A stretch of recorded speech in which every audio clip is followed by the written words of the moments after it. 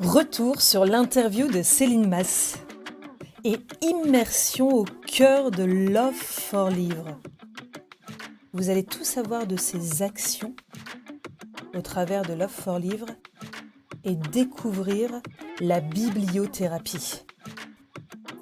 Écoute, avec plaisir, Love for Livre, c'était un pari déjà, pas simple parce que imaginer qu'on puisse accompagner, prendre soin des gens via les livres et les sciences cognitives, c'est sans doute un cocktail de rêve que l'on a réussi à mettre en place, mais c'était absolument pas gagné. Depuis 2 ans, donc, on a lancé notre activité, donc début 2020, on a réalisé énormément de choses. On a travaillé pour des entreprises, pour des programmes d'accompagnement de managers, par exemple, sur le sujet des émotions parce que les émotions prennent une grande place en entreprise, qu'on le reconnaisse ou pas. On a travaillé en Europe via 2 programmes de la Commission européenne, Europe créative et Erasmus+, pour les citer. L'un pour des personnes désocialisées, vulnérables pendant le Covid avec de la bibliothérapie. L'autre pour des femmes et des jeunes victimes de violences dans 4 pays européens, là, qui est encore en cours. En ce moment, toujours via de la bibliothérapie, via les livres, via les bibliothèques des émotions qui sont des bibliothèques où les livres sont classés en fonction des émotions. Ça, c'est une de nos créations. On a également travaillé dans, on va dire, le secteur du soin, dans des hôpitaux, dans des hôpitaux psychiatriques, notamment auprès de jeunes qui sont en grande difficulté au point de vue de la santé mentale.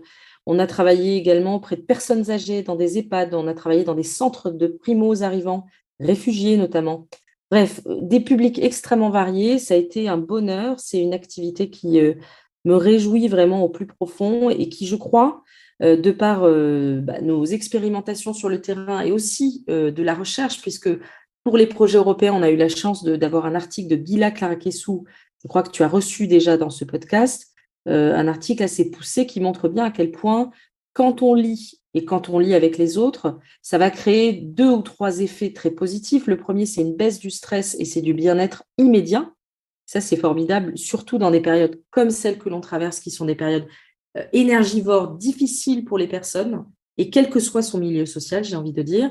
Deuxièmement, la lecture, notamment dans le groupe, vous fait comprendre et sentir à quel point nous sommes des êtres humains qui partageons des problématiques communes et à quel point, en fait, ce que l'on traverse parfois dans la douleur, c'est aussi quelque chose que traversent d'autres personnes. Et donc, cet effet miroir nous rassure et nous permet de faire société. Et le troisième enjeu qui me semble fondamental, parce que c'est ce qu'on appelle les health humanities d'une certaine manière, c'est comment l'art finalement nous aide à prendre soin de nous et aussi constitue une porte d'entrée vers des thérapies plus classiques, parce que évidemment la bibliothérapie n'est ni une thérapie au sens classique ni au sens médical, c'est un outil paramédical qui permet de prendre soin de soi tout en se faisant du bien et en passant un beau moment.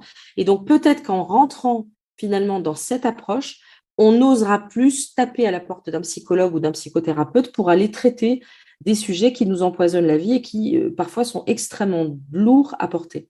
Voilà, donc 2 ans extrêmement passionnants, internationaux, beaucoup de rencontres, hein, beaucoup de diversité dans les missions que l'on a pu avoir et on espère évidemment continuer sur cette lancée dès les prochaines semaines après un repos d'été bien mérité. Waouh! Eh bien écoute, je n'avais pas connaissance de toutes vos actions. Donc déjà félicitations et vraiment, heu, voilà, je t'envoie de la gratitude par rapport à tout ce que vous avez fait. Quand tu dis «nous», Céline, alors déjà je souhaitais savoir, c'est une association, une ONG, une société? Non, c'est une entreprise à mission parce que on a beaucoup hésité à créer une association, mais mon associé étant d'origine étrangère, c'était un peu plus compliqué. Donc on est passé par l'entreprise à mission avec quand même, disons-le, un esprit associatif assez fort.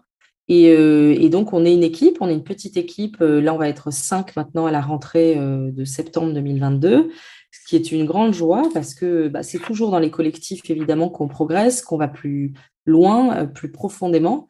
Et puis, on a beaucoup, beaucoup, beaucoup de personnes. Là, on a recruté, on a reçu plus d'une centaine de candidatures en très peu de temps. Je crois que vraiment la question du sens, et notamment le sens que peut apporter la culture, et aussi les formidables connaissances qui sont charriées par les sciences cognitives, qui est un domaine qui évolue fortement aujourd'hui, eh bien, ça séduit, et notamment des jeunes. Et ça fait plaisir. Parce qu'on dit les jeunes lisent pas, les jeunes ci, les jeunes ça. En fait, les jeunes lisent. Simplement, ils décrochent souvent aux alentours de 12 ans pour parfois s'y remettre plus tard, mais pas toujours. Plus les garçons que les filles d'ailleurs. Et les jeunes sont dans une recherche très forte de sens. Dans ce monde où le changement climatique est une menace, dans ce monde où les tensions sociales sont importantes, dans ce monde difficile à comprendre, dans ce monde des réseaux sociaux exacerbés, avec du bon évidemment et du moins bon, eh bien les jeunes cherchent aussi leur voie. Et moi, je trouve ça très important en tant que chef d'entreprise ou en tout cas que porteuse de projet, d'essayer de les accompagner, d'essayer aussi de m'inspirer d'eux et d'apprendre d'eux pour construire un projet qui soit pérenne et qui soit lumineux. Mais en tout cas, quand tu nous le présentes comme ça, quand tu en parles, il est lumineux. Il est, enfin, on sent tout l'enthousiasme et la motivation et toute l'énergie que tu y mets et très sincèrement, voilà, j'ai très envie de suivre votre actualité. Alors pour suivre justement les actions, l'actualité de Love for Livre, où est-ce qu'on vous trouve, Céline? Alors, c'est très simple, le site internet loveforlive.com où vous pouvez trouver des livres en français ou en anglais en fonction des émotions, de vos émotions. Et puis les réseaux sociaux, Instagram, Twitter, Facebook notamment, LinkedIn, donc Love for Livre. Et on a une newsletter à laquelle vous pouvez vous inscrire gratuitement, qui est sur Substack. Si vous tapez Substack, Substack, Love for Livre, vous trouverez, et vous avez là toutes nos actus, mais vous avez surtout de la matière, je dirais des contenus et des idées inspirantes sur le monde des livres et sur les sciences cognitives et les émotions de vie. Eh ben, écoute, ce sont des actions qu'on va faire tout de suite. Enfin, j'invite notre audience à vous suivre, et je mettrai de toute façon, les liens et tout ce que tu vas nous citer dans cette interview dans les ressources de, l'épisode. Quand tu dis entreprise à mission, Céline, et au vu des actions que vous faites, est-ce que toi, tu es en contact avec le ministre de la Culture? Est-ce que par rapport à toutes les actions culturelles en France, Love for Live est impliqué à ces actions? Enfin, vous êtes reconnu plutôt pour vos actions? Écoute, on est en chemin, je dirais, comme beaucoup d'autres organisations. On a travaillé et participé à la Nuit de la lecture, qui est un grand rendez-vous annuel tous les mois de janvier autour de la lecture. Donc, on a fait un certain nombre d'actions autour de la bibliothérapie. Je reviendrai après sur ce qu'est la bibliothérapie si tu le veux. Et on a, à travers nos programmes européens, donc Europe Créative, Erasmus+, on a été en contact avec le ministère de la Culture notamment. Mais je dois quand même dire qu'il nous a été plus simple, notamment en tant qu'entreprise à mission, de pouvoir candidater à des projets européens dont on a été coloréat, proposer finalement notre valeur ajoutée, notre innovation en Europe, plutôt qu'en France, pour des raisons souvent techniques. Et donc, on aimerait beaucoup, évidemment, j'espère que ça pourra se faire dans les prochains mois, approfondir, disons, les liens que l'on attend avec le ministère de la Culture, mais aussi avec le CNL, le Centre national du livre, qui est dirigé par une femme désormais qui a beaucoup d'actions en faveur du livre. Donc, c'est en chemin.